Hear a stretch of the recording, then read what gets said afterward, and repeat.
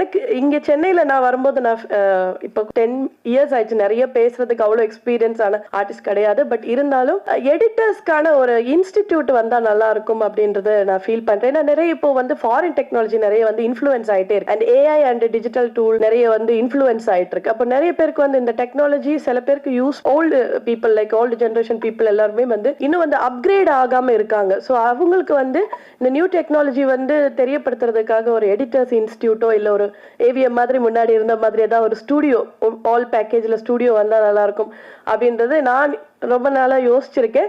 But அதுக்கான இது எனக்கு தெரியல. அது இது இந்த மேடையில சொல்றதுக்கான ரைட் மொமெண்டா அப்படின்னு சொல்லல. பட் எனக்கு ஃபீல் ஆயிருக்கு எல்லா டெக்னீஷியன்ஸும் ஒரே இடத்துல இருக்கிற மாதிரி எடிட்டர், போஸ்ட் ப்ரொடக்ஷன், டப்பிங், எல்லா டிபார்ட்மெண்ட்ஸ்ல இருக்கிற டெக்னீஷியன்ஸுக்கு மட்டும் ஒரு இன்ஸ்டிடியூஷன், ஒரு லேர்னிங் இன்ஸ்டிடியூஷன் வந்தா நல்லா இருக்கும் அப்படின்னு நான் ஃபீல் பண்ணியிருக்கேன்.